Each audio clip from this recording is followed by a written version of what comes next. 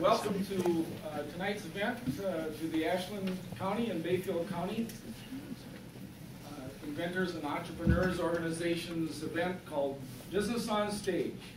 And this is our fourth event for the year. I'm Scotty Sandstrom of the Bayfield County Economic Development Corporation.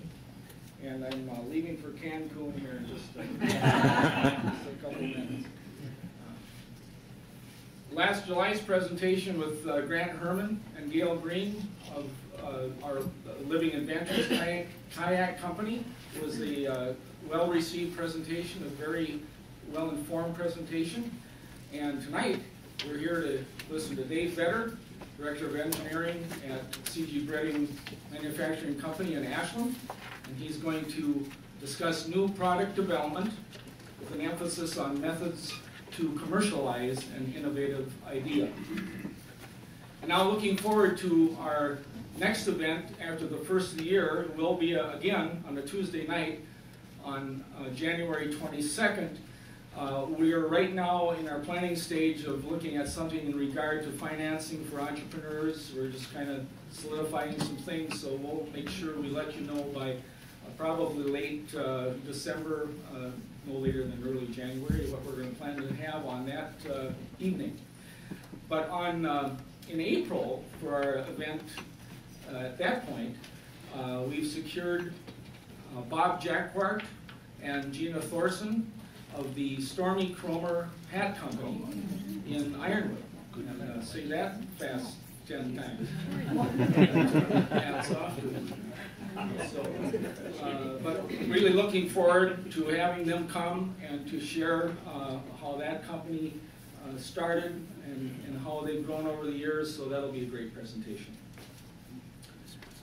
Now, as usual, and not taking anything for granted, I want to thank those who have planned this event, and also, again, to thank Stephen Mateer and Noah Siegler of Stage North for this beautiful facility to host us. So,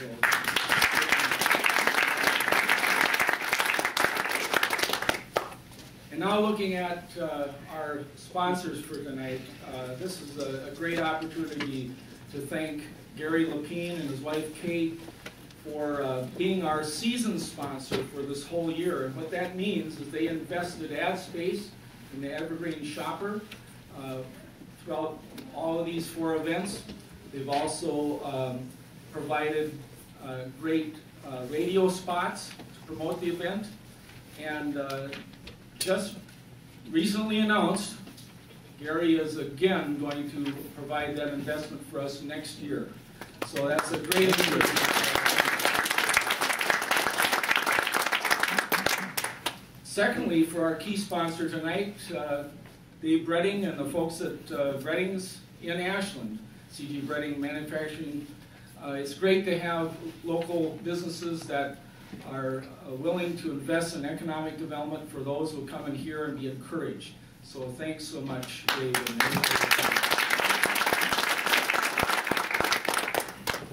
And having such businesses and organizations throughout the area to support, I just want to quickly highlight that this year we've had Superior Living and Blue Rock Workshop from Washburn. Mark not happens to be here tonight. He's been helping with us and investing in Superior, what's the name of this? Business on Stage this year. And also we've had the Excel Energy. It's been a great sponsor. And also we've had the Ashland Area Chamber who have invested in these events through this year. And for next year, we already have the Ashland Chamber again to sponsor for one of the 4 events. The City of Ashland have invested in this, so we are looking for just a couple more sponsors to round out the whole next year. So if you have interest in that, we'd love to talk to you, myself, Dale Kuchiki. So whenever you can, just let us know. We'd appreciate your support on that. Plus also, special thanks to the Daily Press for that great article they provided for us yesterday, and for also their promotion in the area of reports for this event, plus all the other local media's that have also promoted the event. And also the chambers, who e-blast these events as well. So thanks to them. Appreciate it. Just a few more public service announcements, and I'm sure you're glad of that. There's a literature table that's out. It's a black table right near the front going out the door. That is where there's some literature from some organizations. Please peruse that and take advantage of that. And also, we have the usual staple here at Business on Stage, the feedback card. So this is your only homework for tonight. That if you would give us great feedback, well, not necessarily great feedback, but if you just give us the feedback that you want to do, we'd appreciate that, and just put that out on that table before you leave. It really does help us discern what your thoughts are, how you can help us in planning, so we appreciate that very much. Also, Dale Kuchiki from Ashland Area Development, wave your hand there, Dale, and myself, Bayfield County Economic Development. If later on you're a business that's here that has some interest as a startup, that you need some guidance in finances, or you're a current business and you need some support in that way or other ways, do talk to us. That's why we're here. So please do that.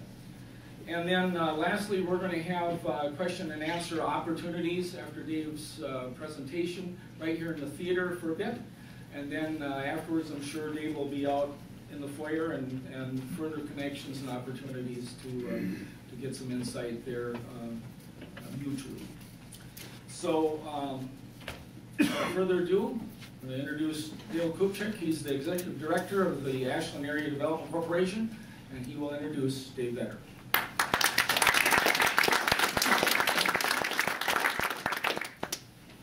Thank you, Scotty. Welcome, everybody. Dave Vetter has a bachelor's and a master's degree in engineering from the University of Wisconsin-Milwaukee. With over 30 years in new product development, Dave has studied product development in Japan under Yamaha, Honda, and Toyota, and in the U.S. under Ford, and benchmarked over 50 U.S. companies. His education continued in studying under Runsheimer International Chief New Product Development Strategist for 3 years, and under the Arthur Anderson New Product Development Team for 2 years. Dave has experienced the entrepreneurial spirit through owning his own business, Kramer Brass and Aluminum Foundry in Milwaukee, and was Senior Director of Engineering and Product Planning for Mercury Marine. Dave is currently Director of Engineering at CG Breading Manufacturing in Ashland.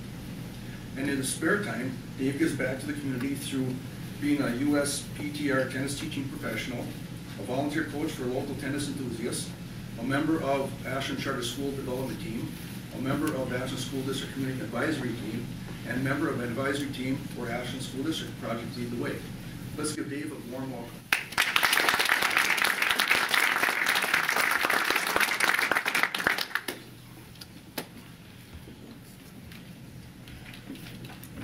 Thanks for coming. Can you hear me okay? Yeah. Okay.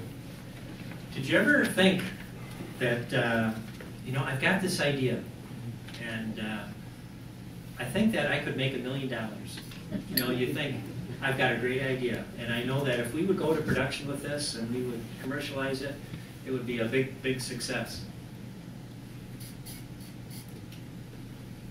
So, well, it's my wife and my daughter came up with an idea. And they said, they just got back from the airport. And in the airport, they were having such a hard time getting their luggage. And they said, I wish there was a better way that we could, get our luggage. Why don't we start a business?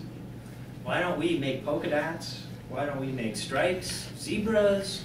Why don't we do everything that we could possibly do here so that you could recognize, your luggage?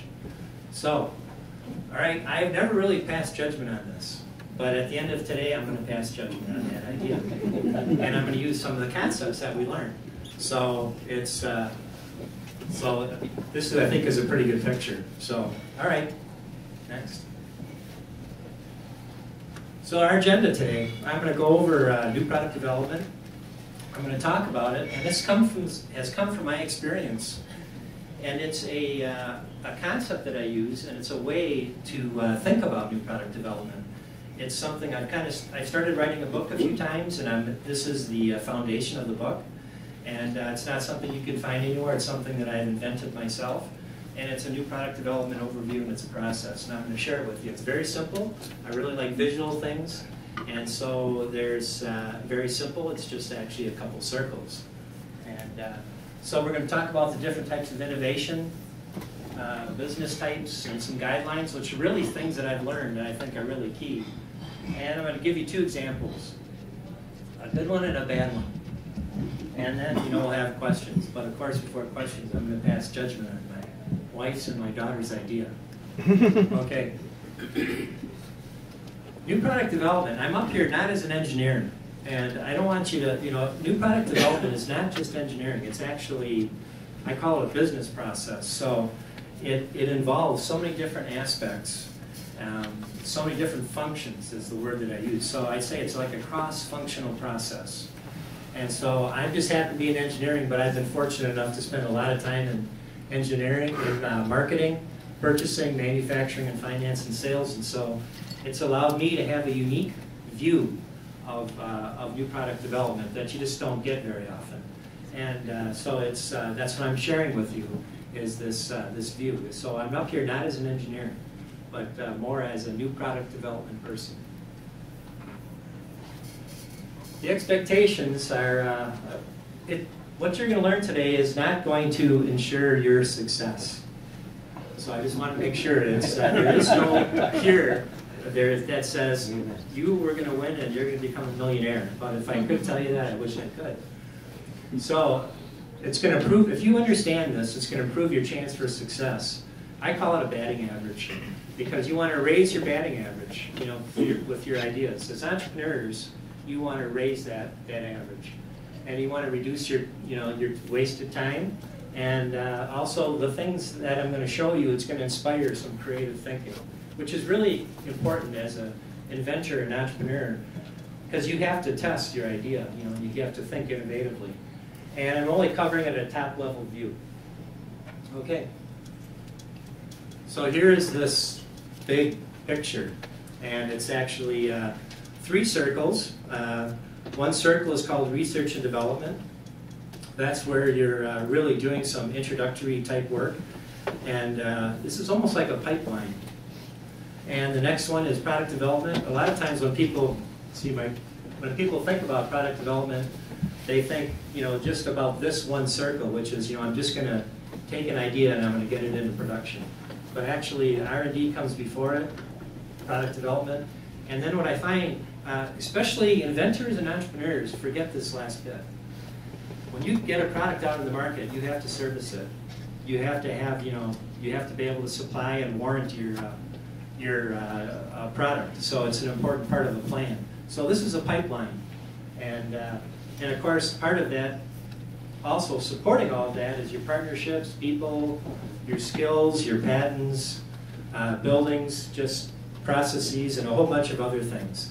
So when you have an idea, this is what you're going to come away with tonight, is understanding how to put it in context, understanding this simple picture. It's very, very powerful, very powerful. Okay. So in the R&D, you have some work. And this is where your highest risk is when you're in this circle. And you're going to do work in there. And basically, to get out of this circle, you have to prove that it's technically feasible.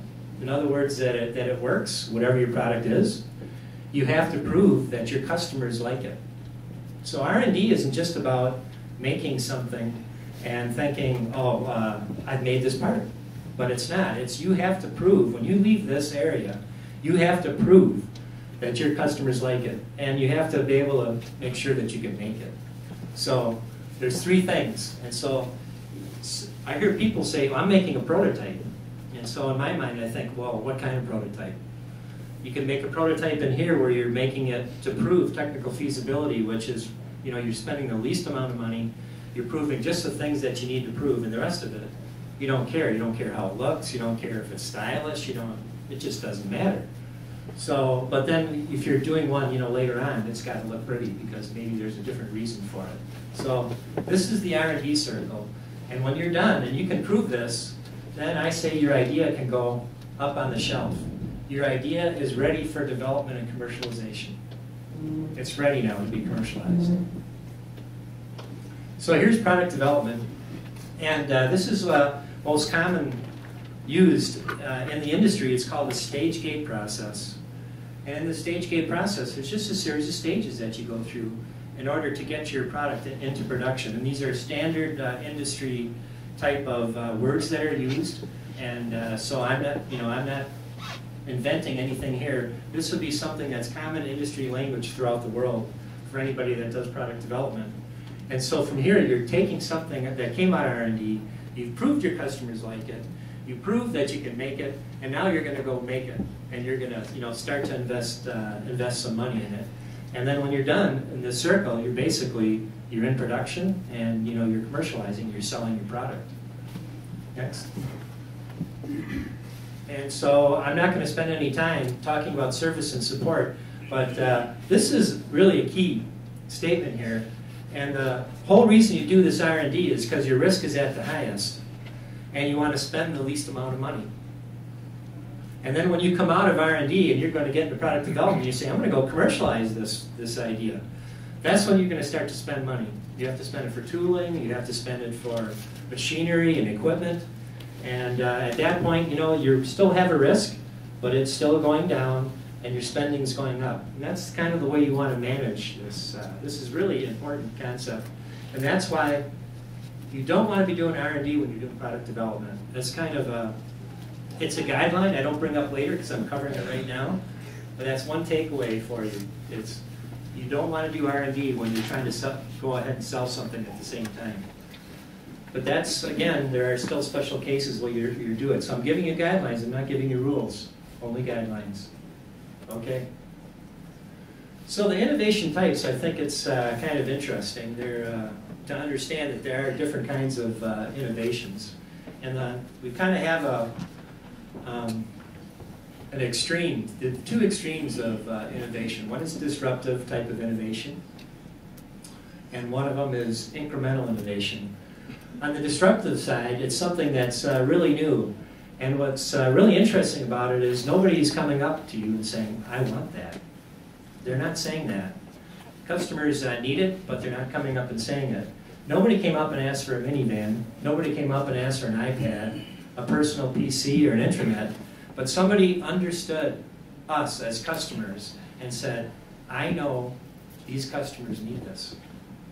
And so that's kind of more of a disruptive type of innovation. And then incremental innovation is something that you might say, well, I would really like that. I'd like this to look a little bit better. I would like to add a feature to this product. I would like this to cost a little bit less. Take a little cost out, please. I'm a customer. And so we need them both. So, I mean, you're in it, you have an idea.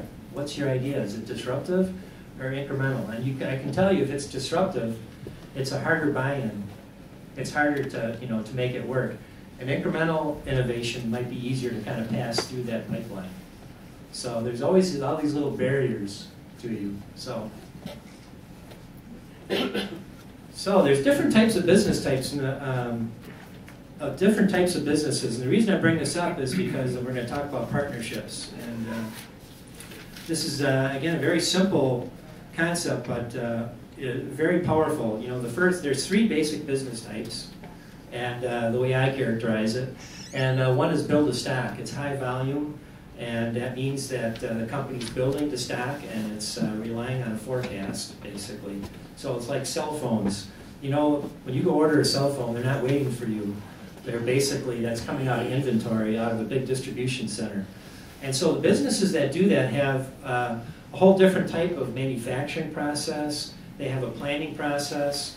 They have business systems, and they have skills to take that kind of an idea and take it to production. Okay?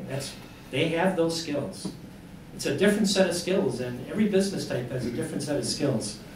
So the next business type, build to order, it's kind of something in between the two extremes we're going to talk about. And that's where a company, you want something and they don't build it until you order it. And I know I worked at Tennant Corporation, and at Tennant Corporation, these big rider scrubbers, we didn't want those sitting around just idling and being in inventory. So we would not build those unless somebody would come and order it. And so there, again, all your business system, your skill sets and everything to deliver that is a whole different type of thinking. These businesses think differently. And here it's that cycle time, and so your supply chain is really important. Your parts have to be there on time. And so it's very, very important. So let's go on to the next one. And the last one is engineer to order, and that's really a lot like we are at CG Breading. We are an engineer to order, which means that we take an order, and we pretty much know what we're going to do, but we still have maybe 25% of it to engineer. And so that, of course, is the longest cycle time, probably from order to order fulfillment. But again, businesses that are in this type of business think differently. They're just set up differently. They go about doing things differently. They live with risks. They manage their risks differently. So, okay. So, and this new product development, what I've showed you is really just a glimpse of it. And what you have to do is you have to, I view it as it's a template. And for every idea, you apply it in a different way. Sometimes, say you're somebody that's extremely rich, and you have an idea. You could say, I know it's a risk, but I'm going to go right to production, and I'm just going to live with the risk because I think the rewards are so high. Or you could be really conservative and step through everything here and take forever and maybe lose some of your market because time to market's really key. So you really have to make this fit your situation. So if you have an idea, a product idea, do you want to go to R&D? Do you want to go to take it out to a partner, somebody that manufactures like that, and then you can go partner with them? So you really want to customize it and make it fit your situation. And I always say there is no silver bullet when it comes to new product development. I've just seen and had heard so many stories about how things work, and I think about the last session that was up here where they talked about the high risk when it came to the kayaks. This was an idea. And they were operating with a very high risk, and they took a risk, and it really worked out. It doesn't always work that way, but that was a very successful venture for them. So I'm very happy for that, especially for the area, because that's why I'm up here, because I want to help this area grow entrepreneurs and the economy. So that's really why I am here. So again, we talked about the risky simultaneously. R&D and product development's not good. Customer focused. I just cannot tell you how important that is. When it all comes down to it, there's a fundamental understanding of your customer that's required if you want to be successful with a high batting average. And I've got some value of a new idea, partnerships. I'm going to talk a little bit more about each one, so go on. So we rarely use the entire template. And the reason is, to manage the risks. Risks are really big. As you can see, that risk is high, but the longer you take and the more money you spend, and sometimes the benefit goes down. So the time to market is really kind of key. And so if you have an idea, think about this big picture. How does it all fit? And again, it's all about increasing your batting average. Focus on the areas that make a difference. And this is another important point. As an inventor, you're always going to hit roadblocks. You just got to back up, rethink, re-strategize, and plow back in and just kind of go after it. Okay? The customers. This is very important. This second bullet is something I learned. I took a class down at Northwestern Kellogg Business School, and it was in marketing. And I left there, I remember one thing. It wasn't because I was drinking so much. It's just I only remember one thing. They said, give the customer what they want, nothing more and nothing less. Nothing more, nothing less. That is just so important as an inventor, because you have to understand your customer, and you're finding that little niche, that little something, where you're giving them something, and you want to give it to them. Nothing more, nothing less. And so it's really an intimate and profound knowledge. And so, the way I'm talking is about, that's a pipeline, right? It's a pipeline that's going through those 3 circles. So you can either, think about it, you can stand on one side of the pipeline, and you're going to push things in. So you could be a tinker and somebody that dreams up different things, and then you kind of basically go looking for a customer that would want it. So I call that push. Okay, you're pushing an idea through that pipeline. Again, so you invent something, and then you think, I think a customer would want this. I'm going to go find if they do. So that's a push. And then when you pull through things through that pipeline, when you look at it from a different viewpoint, you're basically saying, I have a customer need, and I think that this is really a good idea, and we're pulling it through. And again, I'd say that pull has a lot more success than push, but there are some ideas that work. And so these are the kind of things when people have an idea, and I talk to them. These are all the little things that I'm trying to find out when I talk to them. Is it push? Is it pull? Do they know their customer needs? That's usually one of the very first things I try to find out from an inventor. You know what you're trying to do? Or you just have a design that you're trying to do something? Okay? So here's another class I took at Kellogg, and there was another teacher. I only remember one thing from that class. You can see my memory's not so good. And he said, I'm going to give you a Master's of Business Administration, and I'm going to give it to you, right here. And he just went up on the board and he said, an MBA is equal to MS cubed. And I thought, oh, who is this guy? He's got to be joking. And sure enough, he said, all right, MS times MS times MS. That's what cube means. And he said, it's your market size times the share of that market that you have for that idea times your margin size, or how much money you're going to make on each one. This is really good. And as an inventor, if you can remember this simple little thing, it's something that you can use if you're writing a business plan. This is something that you should try to explain throughout your business plan, is somehow these are some really important things in your idea and the value of it. Do you understand your market size? Do you understand what kind of a share you think you might get? And do you understand what kind of margin you might get? So this is, I think this is really the value of the new idea, is if you have one, you can think to yourself, maybe I ought to try to put this idea through this test. And a lot of times you'll need some help. Next. And that's through partnerships. And one of the things, you cannot be the expert in everything. There's just no way.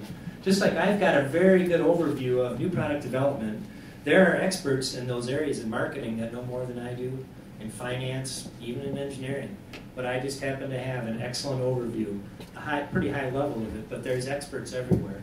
And again, you want to partner with your weakness, partner to that customized situation, and please partner with your business type. So if somebody came to me and said, geez, I know Breading's a great company, and I think it is. And they said, but I've got an idea for a new phone. And I said, well, I don't think you should come in here. It's just not a good place. We're an engineer-to-order business. You should go somewhere that where their business fits your situation. So that's really in partnerships, and you will have to partner. You have to partner with people, and a lot of different people. And I wouldn't partner to your strength, and try to partner so it strengthens your position as an inventor and an entrepreneur. Okay? And you do need some luck, because it's required. There is some luck. But if you're not trying, you don't get lucky. Right? You gotta try to get lucky. So, I really feel bad about this situation, because my wife, and my daughter asked me about it, and the business contest winner this year won because they were coming up with a way to make all different types of luggage. And I came home really sheepishly, and I told my wife, and I said, geez, I know you told me about this, and you thought it would be a good idea, And we didn't do anything. I'm just like everybody else. And guess what? We just gave somebody, what, $2,500 for that? $2,500 to continue to develop that idea. So, you do need luck. Okay. So I'm going to go through an example. This is what I consider kind of a traditional example. There's a lot of little things in this story that are really good in terms of, the principles. And again, this is a floor scrubber when I was working at Tennant. And a floor scrubber is something where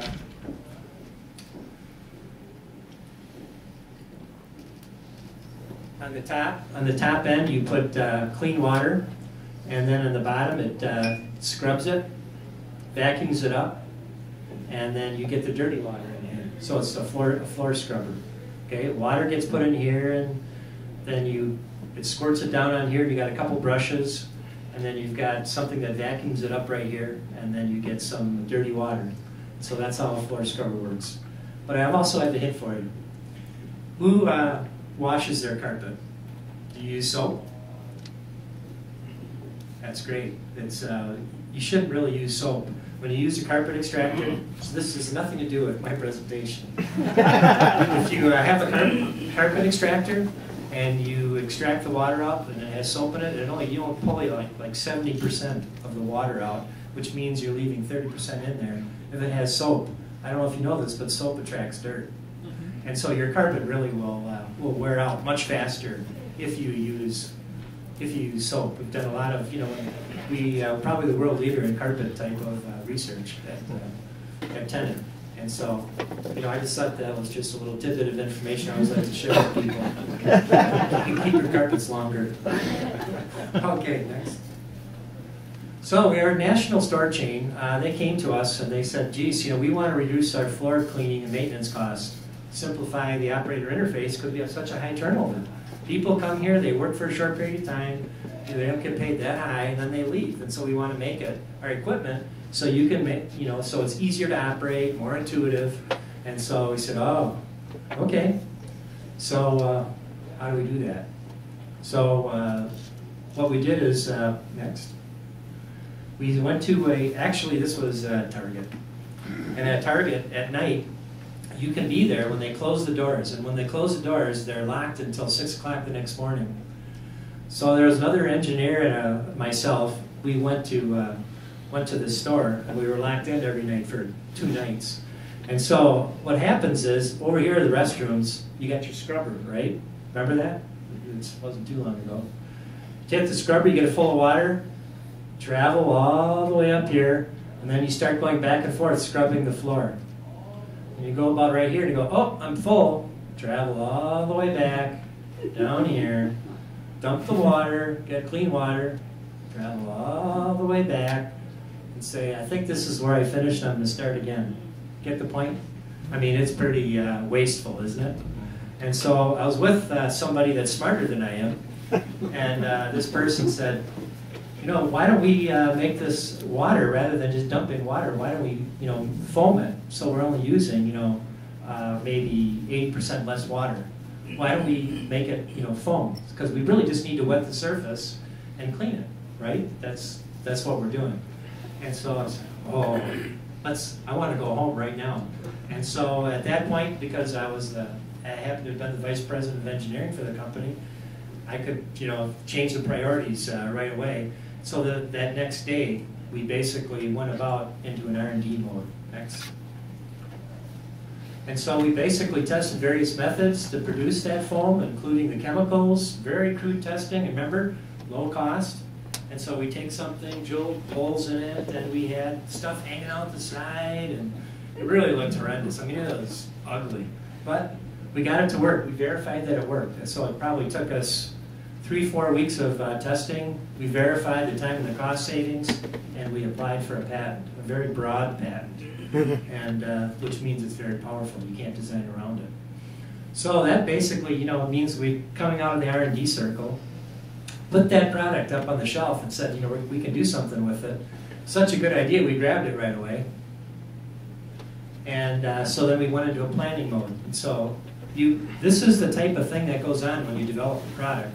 And so you set some performance targets, cost targets. This would be more the marketing probably side of the business. You set the customer interface targets, what you want it to do, the schedules, profitability targets. You develop a team, and they're empowered to go develop that product to meet those targets. So that's the planning side of product development. That's just that second circle, kind of the front part of that circle. So you basically still have to set all these targets. You got to make sure, how does it look? How's it going to feel? What's it going to look like to the customer? And so next. So then at that point, the team develops, a design that says it's going to meet all those targets. It still has to do a lot of things in terms of, especially the cost. And so they develop a concept. And then you have one of those stage gates, all right? That's what they call it. The gate's down. They come up to the gate. Senior management team listens to this team. They say, we're going to meet all those targets. And here's the concept. And we're, 95% confident we can do it. And so then, the management team raises the gate, says you can go through, you can start spending money to go on machinery and equipment and tooling. Because right now it's just been a virtual type of endeavor where we're just designing something, in 3 dimensions in a CAD system. So the team's empowered to get ready for production. They go into production, they test all the processes. They have a production prototype, a different type of prototype than you have in R&D. Because when you're doing this, you might have a production prototype that gets very close to what it would look like in production. And again, you get it all set, test everything, and the gate's there, and then they come talk to the leadership team, and they say, we're ready to go production. We've proven this, this, this, and this. And it still meets all the targets that you set, because you always check to make sure you're meeting the customer's targets. They raise the gate, and you're in production. So that's kind of a traditional type of approach. Next. And again, then it gets into the manufacturing and sales part of it. Next. So again, then there's the service whole side of it, which really that planning started earlier. But now you're executing your documentation for service parts, operator training, you're you're getting parts in your distribution channel. You have to say how many parts are going to be in it, and get your customers, trained, and you got to get out there and support your customers. Next. So this is actually just this was an industry-changing technology. This overtook the industry. Floor scrubbing industry. It's very powerful. I think it's one of the #1 profit generators for the Tennant Corporation, and we call it FAST, foam activated scrubbing technology. Try to come up with something kind of fancy, something that kind of catches it, and it really took off. And guess what? It just all started getting to know the customers, sitting there inside this building, 2:30 in the morning, watching somebody dump water in a tub. That's where this all came up. It was all from that. But remember how we talked about an intimate knowledge of your customer? That's where this came from. Our customer didn't say they wanted it. This was kind of an example of a disruptive new product idea. I think it's really a good example, and it shows how it goes through those the circles. And then I've got another example. I'm not the most proud of this one, but we'll go over it. Again, everybody was happy with this one. Everybody. Customers are very happy. I can't tell you how happy they were at Target. And this was very successful. So next. So here's a second one. So we've got you got a Mercury product line. This is outboards. You know what an outboard is? Outboard motor for fishing and things. You got a Mercury product line, and you have a Mariner product line. The Mercury product line is for people that are pleasure fishermen, kind of like you, Mr. Scott. You go out and you putz around and you fish, right? You're a pleasure, we call you a pleasure fisherman. That's the terminology we would use. And then you have the people that use it to go fishing, and that's their livelihood. These are people that are probably, I'll say maybe a third world country, don't have a lot of service, don't have a lot of support. They're using it to go out and get fish, and the fish that they sell at the end of the day is their livelihood. These people take their motors off, they bring it into their hut at night, and they sleep with it because they don't want anybody to steal it. Because without it, they can't live. You know, they don't have a way of making a living. And so you have two product lines, okay? You hear about the customer like Jim, and then you got another customer. These are two separate customers. So we were empowered, I was leading this empowerment to replace the Mariner, 30 and 40 horsepower. And so we got into it, and we had a plan next. And what happened was, all of a sudden the company said, I think we'd like something new for the pleasure side. I know you're working on the work side, that commercial side. We want something new for the pleasure side. Oh, why don't we have the same outboard, do both things? Oh, that'd be cool. Saves us a lot of money. We don't have all that machinery and equipment and tooling. And so what happened was, we said, all right, we're going to make one outboard. You kind of starting to feel what's going to happen here? One outboard, make both the Mercury and the Mariner. We're going to save time. One product, save a lot of dollars. And what do you think happened? You think that was a big success? Next. Yeah, substandard. Substandard. So our single product, and of course, compromises made for each market.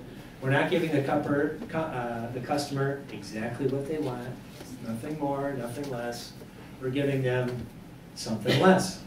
And so again, this was probably my biggest disaster in my life. I think we spent, this was a long time ago, $12 million in tooling. Besides, we had a machinery and equipment budget that didn't include all the engineering time in it. So it was probably about a $20 million project, and it didn't come anywhere near our goals. It was not good, but it was, you know, the company did it. We all did it together. But that's something I will never forget. I can tell you that. Okay, enough of that story. So, all right, the luggage. Okay. So the idea is, and the reason I'm going to place judgment on this is to make a point on this. And this single piece of paper, I think, is an extremely valuable tool. Because whatever idea you have, new product, whatever you have, can you put the most important customer needs on the left side in a matrix? Can you do that? Can you put those customer needs? And again, my wife and daughter said to me, it's a luggage identification, you know, at airports. And I put in there, I don't think customers will pay more than 10%, but I don't know that. I'm just doing that for the sake of doing something on this to make a point. And so I say, all right, those are the two most important customer needs. And so there's the one where we have a custom order luggage. Excellent. But that custom order luggage is like 3 times more expensive than a standard piece of luggage. It's a build to order type thing. And so I made this up, an electronic beep, say from a luggage tag. All right, I'm going to come over here and I'm going to put something on here that's a tag, so that it has an identification code in there that I might have, you know, maybe in my wallet. I come by and it goes beep beep, so I know that it's. And so I just made that up last night. And you want long battery life, but you also at your airport, you know, because if you think, you know, what's important is how you think about these things. Why can't you have robotic technology at the airport? Why can't you have a robot? It comes right in, you come over, the robot, you know, you give it your ticket, and then it comes over and it grabs your luggage and comes right over and gives it to you. That's another way to do it. And so I thought of that last night too.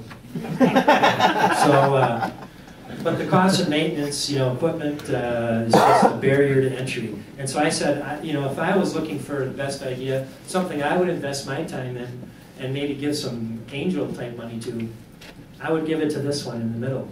And again, it's just a point, but I can't tell you how many times I'll take you know, a very complicated situation involving customers, even if it's $20 million decision. It always comes down to a single page that looks like this for me. And it's, do you understand your customer needs? This isn't product development, of course. Customer needs.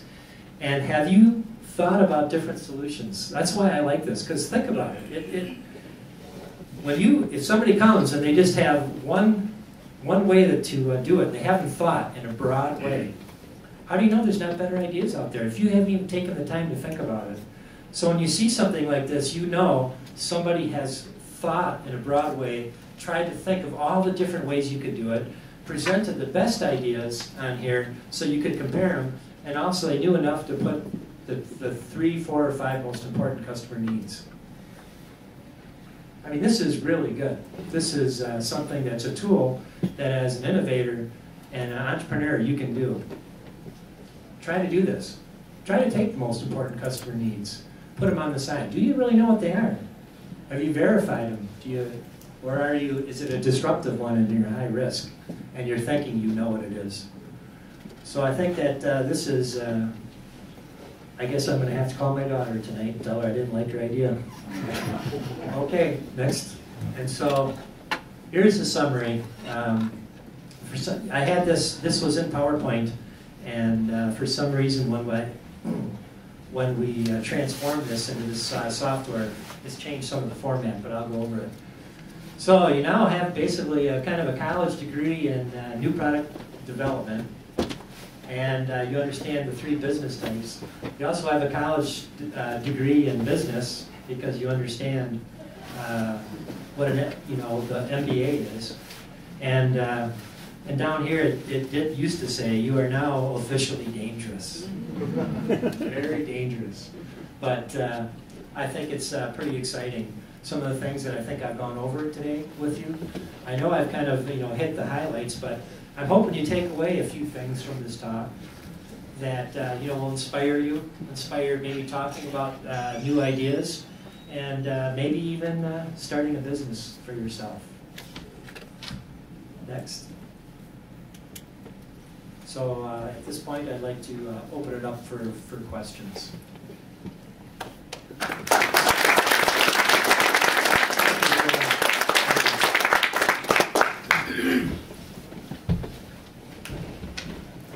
David, you mentioned in one of your PowerPoints that you should not do more than what the customer wants, no less than more.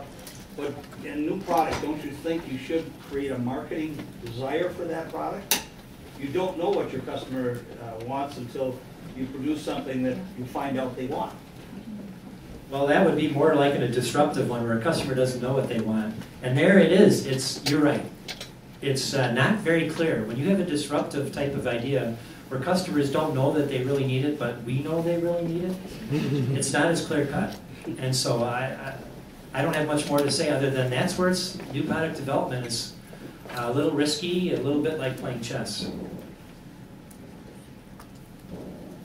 I worked in this field for a while, and one of the biggest problems was everybody wanted to get out and get a patent right away. And they really didn't have the total product. So then they would end up spending tons of money regurgitating, as I said, their patents on the back. Is there any special time when they should be doing that?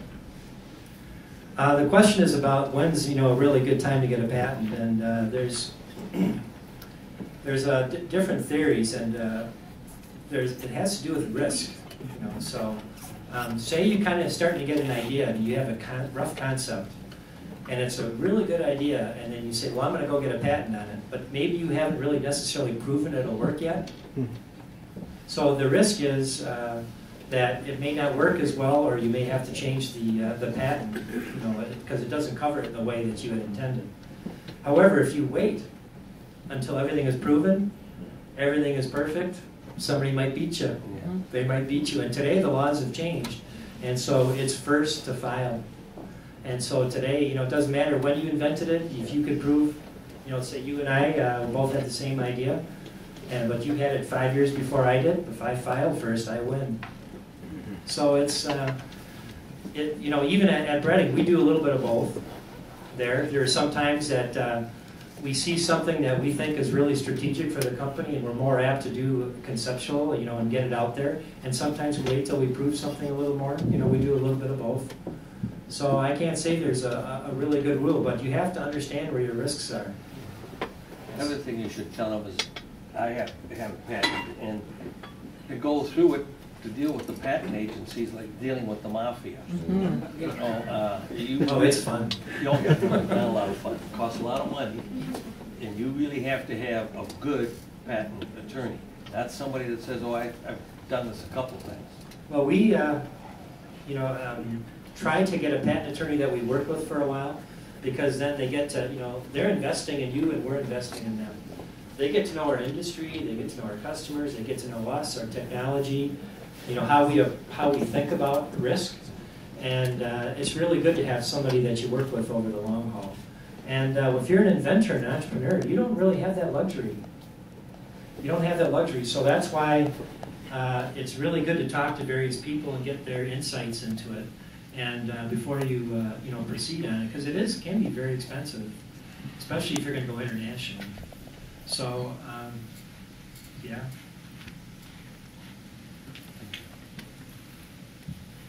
Any other questions? Dave, Yes. can you comment a little bit about rapid prototyping? Do you get involved doing that? And are there places that people can go to get prototypes done? I've seen some things on 3D printing. Rapid prototyping is just a way to take a three-dimensional model that you have in a CAD system and to create a three-dimensional part from it without actually going out and buying tooling and making it and investing all that money. But their limitations are it's usually made out of a plastic. And so what people, a lot of times the reason that they would use that is because they want to look at the part, they want to see how it looks, or they want to get some customer feedback, or they just want to see how it might fit in an assembly. So that's usually done during the product development part, not the R&D part. And people do that because I will tell you the number one resource in product development is time. I know money. Money's not free, but the number one thing is to get to market as quickly as possible. Time is probably the most important attribute, and so something like that reduces your risk because it proves certain things and it gets you going faster, and that's why rapid prototyping is good.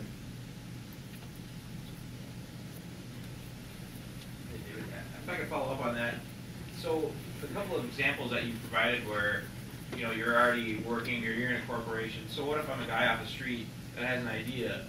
I mean, what kind of venues can I pursue? I mean, it sounds like this is pretty expensive with patenting and investment. I mean, are there venues locally or within the state that you can use to pursue an idea? That's where, we have a lot of different support structures here because, again, remember, there's no particular way to know how to do it. You may go one extreme and say, I'm going to go out and I'm going to borrow all this money and I'm going to make the business myself. Or you may choose to look for somebody that wants to buy your thought, your idea, your patent. And the kind of people that we have, is the Ashland Area Development Corporation, the Bayfield Development Corporation, people like us at WIN, Wisconsin Innovation Network, and myself, and the other people. There's a bunch of other people here that are part of this team, and we're here to help those people with those ideas, because I can't just give you, there is no set roadmap, and so every idea is a little bit different, and it bobs and weaves as you go, and so you just are constantly adjusting, and so that's the nature of it. And I don't know what else to tell you, but that's just the way it is. But sometimes you get lucky and you hit a home run. It doesn't happen very often. Can you comment on your R&D customers liking it? Is that as simple as a market survey? When we say in R&D, we're proving that the customers like it. You could bring customers in to show them. You can tell them about it, or in this particular case that I showed you here, we knew that they would like it because that's what they were asking us for. And so, we didn't have to go tell them. It all depends, that's your risk. I mean, you have to understand your situation and you have to do the kind of things to prove to yourself that your customers like it. And so you can do it through a survey, you can do it through, a lot of times it's confidential in the R&D stage. And so you'll have, you have people sign non-disclosure agreements. And so then they might come in and just say, maybe a good customer who's kind of a partner, and say, hey, you've been a really good customer of ours. Will you come in and take a look at this idea early and tell us what you think? Different ideas like that. Or if you want to take people off the street, or you may just think, with the people and their understanding within the business that you have and your partners, and say, we have an 85% confidence level that we know we're on the money. And that's, those are all the different ways to make it happen. Yeah, what role does project management play in the development process? Project management plays probably a pretty big role in that second circle. In the first circle, things are a little bit more not as routine as requiring a project manager. A lot of times it's a pretty small group, they're working together, they're proving some things, you're working in a little different way. But when you get into that mode where you're developing a product and it's gonna, you're gonna commercialize it, you have to have a project manager. You're working through, the sales, service, engineering, manufacturing, finance, and marketing. So you really need a project manager because there's so much communication that goes on. So in that second circle of work, when you're proceeding through it, that's when you most need a project manager.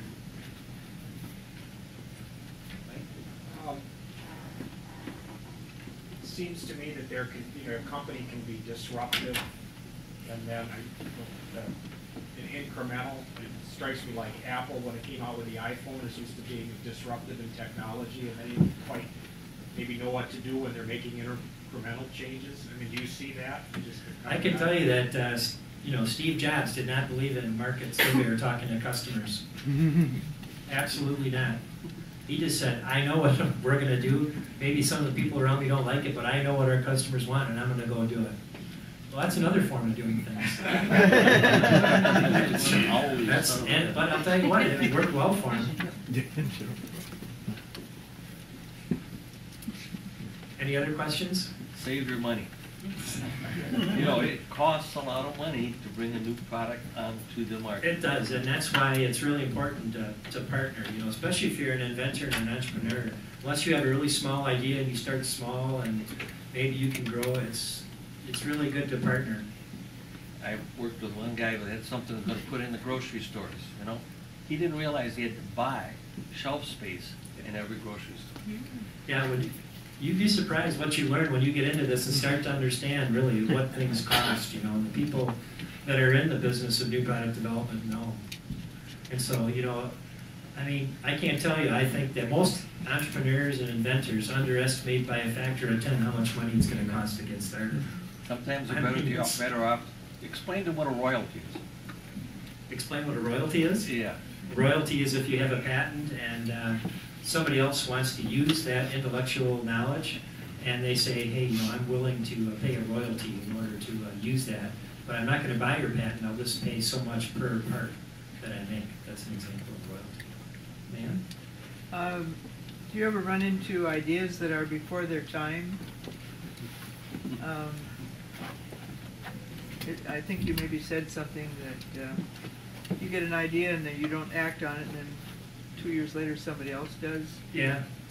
I think that's pretty typical. I think that, timing is really kind of key. Bringing your product to market at the right time the timing is important.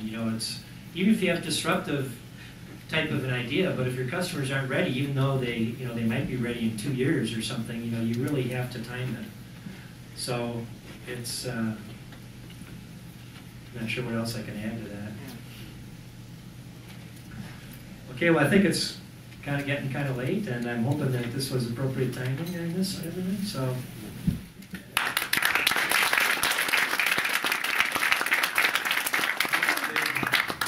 So being disruptive in a real incremental type of way. That's great. So thanks so much for encouraging folks to take their idea to the next step and next step. Just again, you can quickly do an input feedback card, put it out on the table, and we'll plan to see you after the first year in January. Until then, have a very happy holiday season, and see you again. Thank you.